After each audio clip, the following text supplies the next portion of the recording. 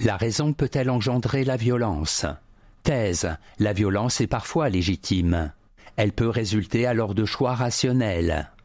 Antithèse. La violence est toujours indésirable. Elle ne peut être le résultat que de passions incontrôlées. Thèse. La raison peut engendrer la violence. En effet, la justice et le bien public sont des exigences de la raison. Il peut être légitime d'user de violence pour les défendre. Dans la recherche de la vérité, la raison implique parfois une violence contre les préjugés et les sentiments. Premier argument. Il faut défendre les valeurs de la raison. La Révolution française est une conséquence du rationalisme des Lumières. C'est au nom de la raison que les philosophes du XVIIIe siècle ont critiqué la religion et la monarchie et réclamé l'établissement d'un état de droit propre à défendre les libertés de tous les citoyens. Au nom de choix politiques rationnels, il a été nécessaire de recourir à la violence pour jeter bas un régime injuste fondé sur des croyances irrationnelles. Deuxième argument. La violence peut servir la raison. L'État, dit Max Weber, a le monopole de la violence légitime. Or, l'État, instrument du gouvernement et garant de l'ordre, est une émanation de la raison. Dans la mesure où il vise à préserver le bien commun, il peut être amené à user par principe et donc rationnellement de la violence, afin de protéger l'ordre public lorsque celui-ci est menacé. Troisième argument. La raison fait violence aux préjugés. La raison permet d'établir la vérité par des voies neutres et objectives. Cependant, la vérité ne s'impose pas toujours d'elle-même. La raison doit parfois vaincre les préjugés, des croyances antérieures, des illusions afin de s'imposer. Il y a donc un aspect agressif, ou tout le moins volontariste, de la raison, que l'on peut considérer comme une forme positive de violence. En bref, la raison doit parfois faire violence aux préjugés pour imposer la vérité. On peut être amené à user de violence au nom de la raison pour lutter contre l'injustice. Antithèse. La raison ne peut pas engendrer la violence. En effet, la raison n'a pas besoin de la violence pour accéder à la vérité. La violence est engendrée par les passions destructrices, qui ne sont pas soumises au contrôle de la raison. La raison impose la moralité, la justice, la tolérance. Premier argument. La raison n'a pas besoin de violence. L'usage de la violence implique toujours une démission de la raison.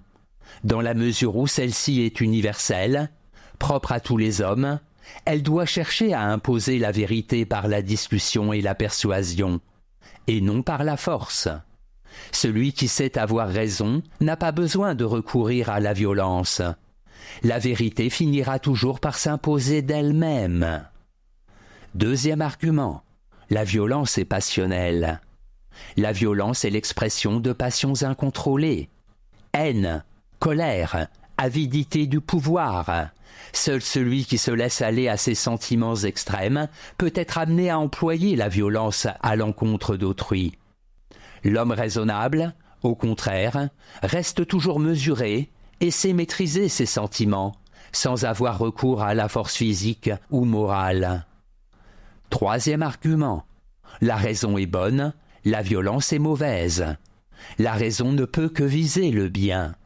La violence, au contraire, est une forme de mal. Elle s'exprime dans la guerre, la délinquance, le racisme. Elle traduit la tyrannie du corps et des passions sur la conscience morale et sur l'esprit. La violence fonde la loi du plus fort, mais celui qui en use s'expose à son tour à la subir. Son ordre est celui de l'arbitraire, et non celui de la justice. En bref, la raison requiert la maîtrise de soi, la tolérance et la persuasion. Ce sont les passions, irrationnelles et incontrôlées, qui engendrent la violence. Synthèse. La raison ne devrait pas, en principe, engendrer la violence. Du point de vue moral, la raison exige de rechercher le bien. Elle doit donc exclure la violence et toute forme de mal exercée vis-à-vis d'autrui.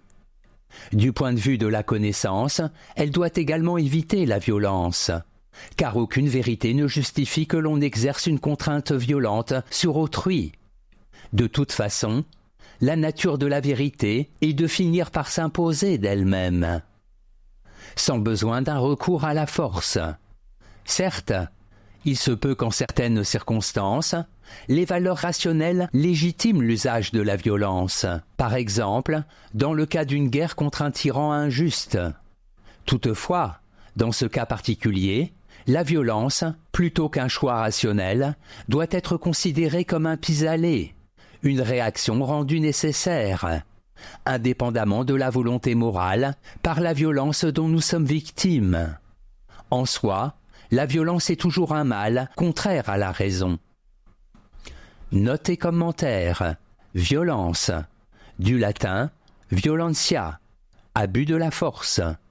À l'origine, le terme désigne le fait d'agir sur quelqu'un ou de le faire agir contre sa volonté en employant la force ou l'intimidation. Petit Robert. Par la suite, il inclut la notion de brutalité et de coup. Arbitraire, qui dépend de la seule volonté, du libre arbitre de quelqu'un, plutôt que de règles établies par avance. Par extension, désigne les décisions ou les actes qui dépendent du bon vouloir ou du caprice de quelqu'un, un roi, un tyran, plutôt que de la justice ou de la loi. Citation. Ce n'est pas la violence qui restaure, mais la violence qui ruine qu'il faut condamner. Nicolas Machiavel, Discours sur la première décade de Tite-Live.